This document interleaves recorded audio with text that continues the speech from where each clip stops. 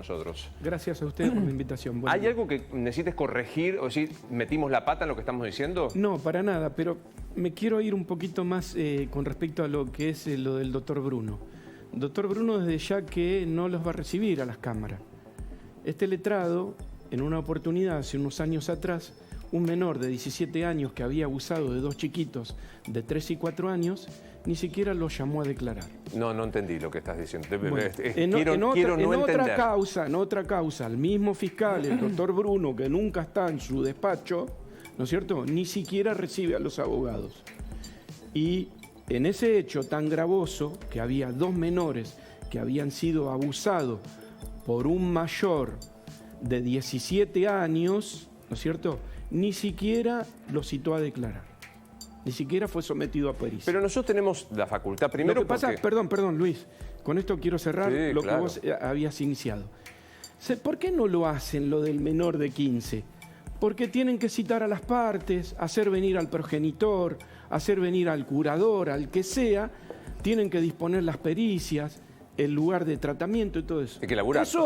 Eso implica trabajo, hay que sentarse a escribir papeles. No, pero quiero decir, porque este cuento del siglo XIX, Sí. de que los magistrados solo hablan por sus sentencias de resolución, está abolido, quiero decir. Totalmente. Siempre pongo el mismo ejemplo. Anteayer tuvo Lorenzetti en la entrevista, ministro de la Corte, cuando se encontró en el obstáculo, es decir, no puedo opinar porque es una causa de trámite, punto, se terminó. Ahora, del resto, y un fiscal que no prejuzga, pues hay jurisprudencia, porque hay jurisprudencia pacífica, que la declaración pública de un fiscal no implica prejuzgamiento, porque no va a juzgar desde claro. No, entonces, totalmente. Doctor Bruno, vamos a ir con la cámara hasta su despacho, a ver, y nos quedaremos sentados hasta que en algún momento saldrá. Ah, bueno, tiene Luis, que ir primero, sí, ¿no? perdón, buenísimo todo lo que decís. Le quiero recordar al doctor Bruno que además de cobrar sueldos abultados, ¿no es cierto?, él defendería, supuestamente, el patrimonio del Estado, ¿no es cierto?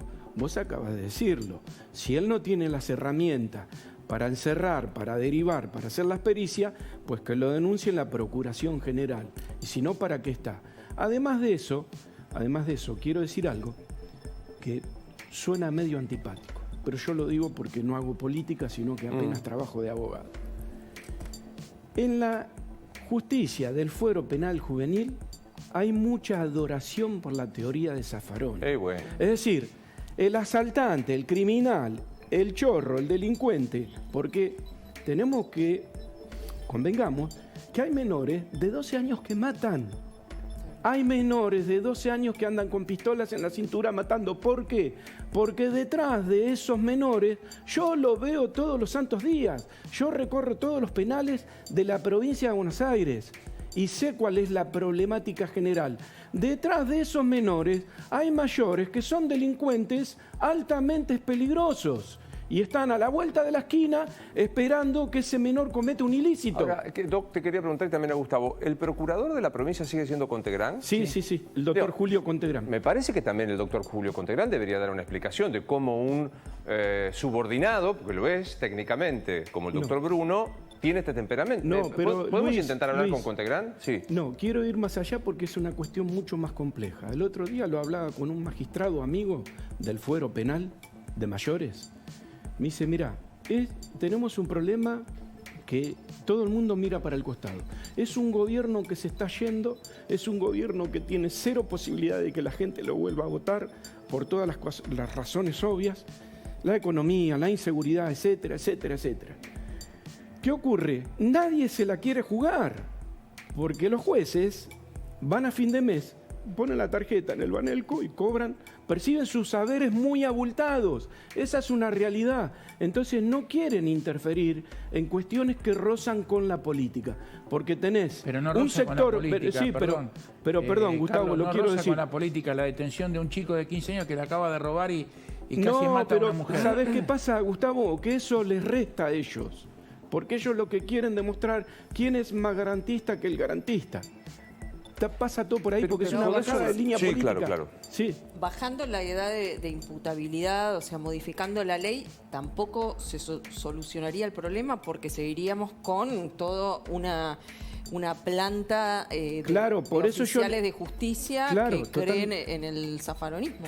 Totalmente. A propósito de lo que arrancó diciendo Luis, yo comparto, porque acá no es solamente modificar la 22.278, que es la ley del fuero penal juvenil, ¿no es cierto? Una ley nacional que se aplica. Hay un problema ideológico, un problema político en el medio.